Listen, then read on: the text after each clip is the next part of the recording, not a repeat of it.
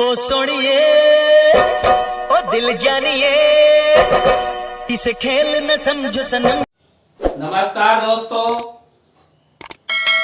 CDRK Saini BEd classes में आप सभी का हार्दिक स्वागत है, अभिनंदन है।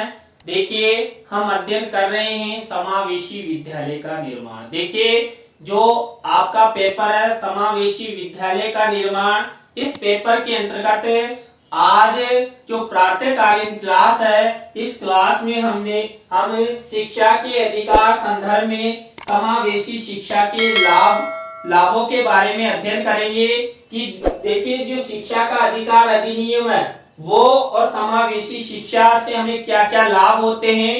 तो हो सकता है ये प्रश्न आपके प्रतिवर्ष आ रहा है, तो इस वर्ष भी आने की 100% संभावना है। तो आप इस प्रश्न को अच्छे से तैयार करें, और यदि आपने अभी तक मेरे चैनल को सब्सक्राइब नहीं किया है तो शीघ्र सब्सक्राइब कर ले।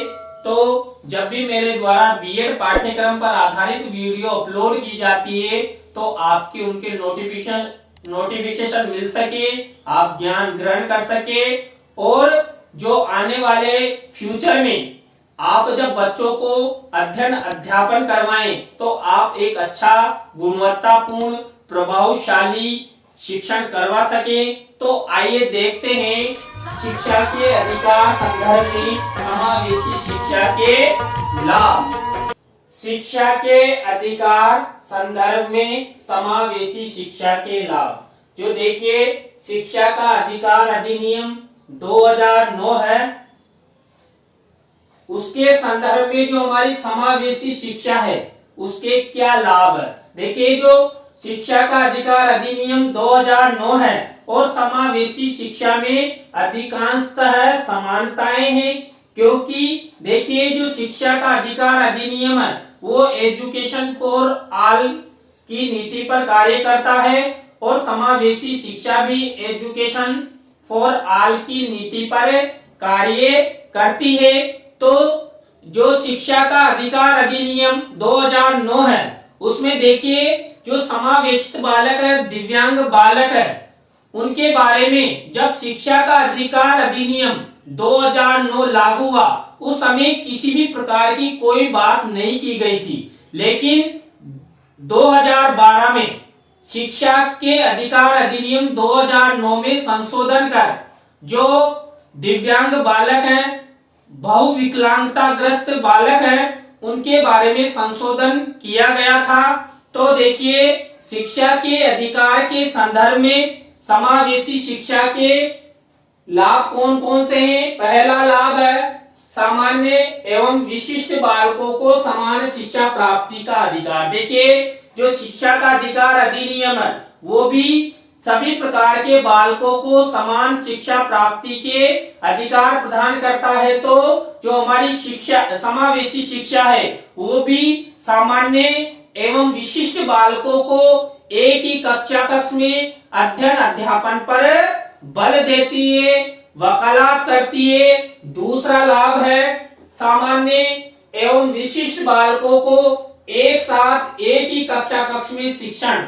देखिए, शिक्षा का अधिकार अधिनियम हो या समावेशी शिक्षा, सभी प्रकार के बालक, जो सामान्य बालक हैं, विशिष्ट बालक हैं, दिव्यांग बालक हैं, सभी प्रकार के बालकों को एक साथ एक ही कक्ष में अध्ययन अध्यापन या शिक्षण की व्यवस्था होती है। तीसरा लाभ है सामान्य एवं विशिष्ट बालकों को निःशुल्क एवं अनिवार्य शिक्षा। देखिए, शिक्षा के अधिकार अधिनियम में जो सभी प्रकार के जो बालक हैं, चाहे बालक सामान्य हो या विशिष्ट हो, सभी प्रकार के बालकों को निःशुल्क और अनिवार्य शिक्षा का प्रावधान किया गया है। समावेशी शिक्षा भी देखिए, सभी प्रकार के बालकों को शिक्षा प्राप्ति या शिक्षा प्रदान करने के लिए सहयोग प्रदान करती है। चौथा लाभ है सामान्य एवं विशिष्ट बालकों को शिक्षा की मुख्य धारा से जोड़ना। देखिए, जो समावेशी शिक्षा होती है वो है जो विशिष्ट बालक होते हैं, समावेशित बालक होते हैं, उन बालकों को शिक्षा की मुख्य धारा से जोड़ती है। और देखिए जो शिक्षा का अधिकार अधिनियम है वो भी जो दिव्यांग बालक हैं, विशिष्ट बालक हैं, बहुविकलांगता ग्रस्त बालक है, उनको निःशुल्क शिक्षा के माध्यम से शिक्षा की मुख्य धारा से जोड़ने का कार्य करता है। इसके बाद नेक्स्ट लाभ है एजुकेशन फॉर ऑल की नीति, यानी कि देखिए जो शिक्षा का अधिकार अधिनियम 2009 है एवं समावेशी शिक्षा है, वो दोनों ही मिलकर एजुकेशन फॉर ऑल की नीति का अनुसरण करते हैं। देखिए एजुकेशन फॉर ऑल जो आपका एक सेकंड यूनिट में टॉपिक भी है, ये टॉपिक अति महत्वपूर्ण है और इसका वीडियो मैंने मेरे YouTube चैनल पर अपलोड कर दिया है। तो आप एजुकेशन फॉर ऑल की जो पॉलिसी है उसके बारे में यदि अध्ययन करना चाहते हैं तो मेरे YouTube चैनल पर जाकर उसका अध्ययन कर सकते हैं। इसके बाद देखिए छठा लाभ है भेदभाव युक्त शिक्षा का अंत। देखिए जो विशिष्ट बालक होते हैं, समावेशित बालक होते हैं या दिव्यांग बालक होते हैं, इस प्रकार के बालकों के साथ जो शिक्षा प्राप्ति में भेदभाव किया जाता था ना, उस भेदभाव का अंत शिक्षा के अधिकार अधिनियम एवं समावेशी शिक्षा के माध्यम से हो गया है।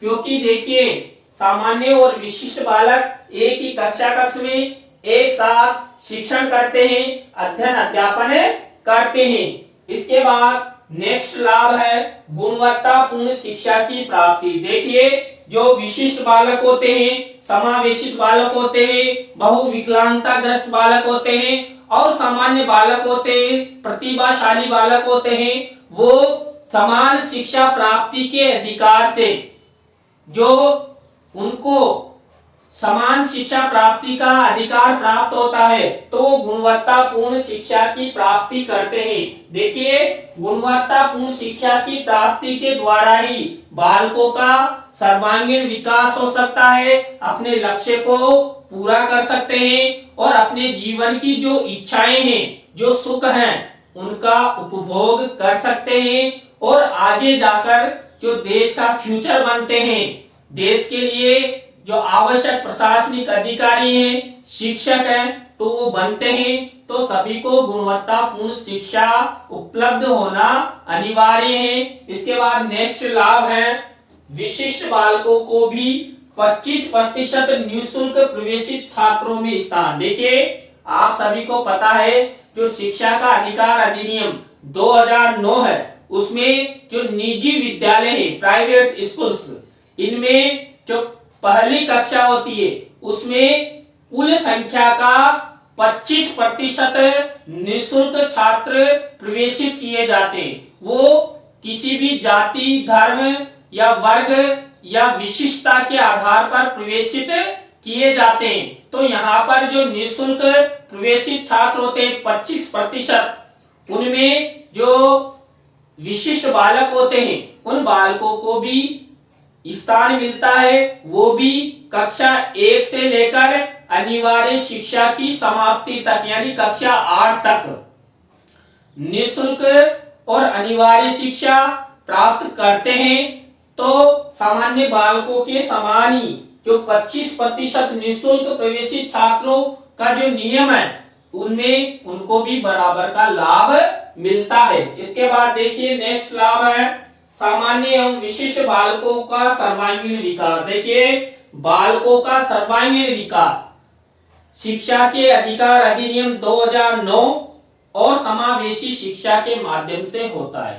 देखिए बालकों का यदि हमें सर्वांगीण विकास करना है तो उन्हें शारीरिक, मानसिक, बौद्धिक, आर्थिक, सामाजिक और राजनीतिक रूप से सक्षम बनाना होगा, सशक्त बनाना होगा, तब जाकर उनका विकास हो सकता है।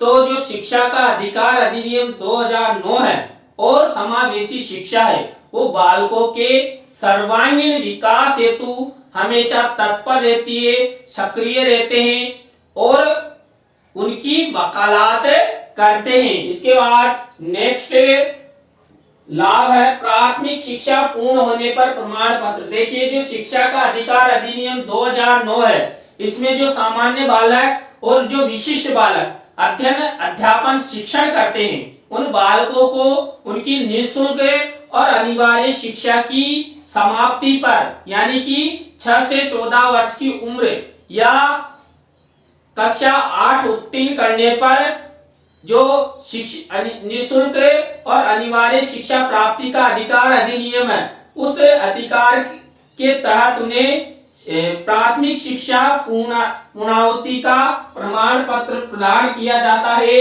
इसके बाद नेक्स्ट लाभ है बहुविकलांगता ग्रस्त बालकों को गृह शिक्षण। देखिए जो शिक्षा का अधिकार अधिनियम 2009 है, इसमें जो 2012 में संशोधन हुआ, उस संशोधन में जो बहुविकलांगता ग्रस्त बालक है, यानी अधिक विकलांग मानसिक विकृत है, उन बालकों को गृह शिक्षण की व्यवस्था इस अधिकार अधिनियम के तहत की गई है, जिससे क्या होगा, वो सामान्य बालकों के समान शिक्षा प्राप्ति के अधिकार प्राप्त कर सके। इसके बाद नेक्स्ट लाभ है विद्यालय से निष्कासन का अंत। देखिए पहले क्या होता था, जो सामान्य बालक यदि कमजोर है या विशिष्ट बालक है या दिव्यांग बालक है, उनको विद्यालय से निष्कासित कर दिया जाता था, यानी कि उनके साथ भेदभाव किया जाता था और उनको प्रवेश में शिथिलता नहीं अपनाई जाती थी।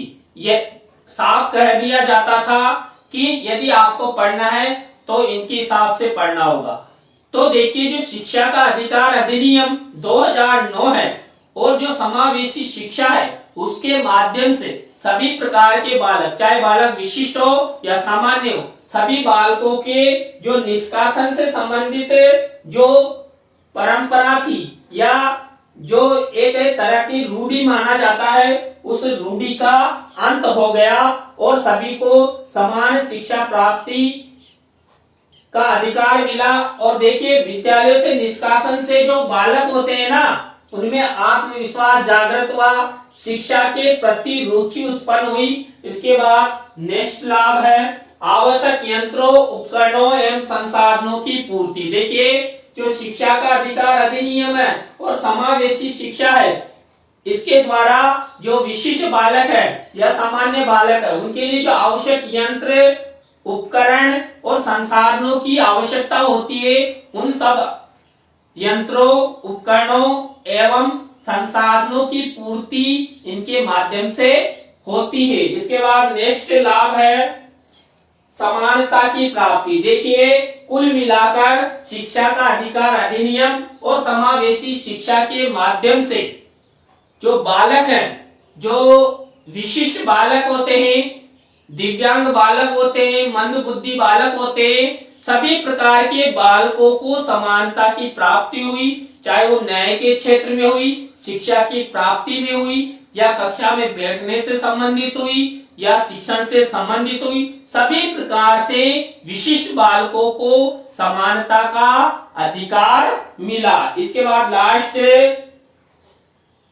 समावेशी शिक्षा के माध्यम से शिक्षा का अधिकार की सार्थकता। देखिए जो शिक्षा का अधिकार अधिनियम 2009 है, उसकी सार्थकता समावेशी शिक्षा के माध्यम से ही संभव है, क्योंकि देखिए समावेशी शिक्षा भी शिक्षा के अधिकार अधिनियम 2009 के समान ही सबको समान शिक्षा, एक साथ शिक्षा, एक ही कक्ष में शिक्षा देने का कार्य करती है।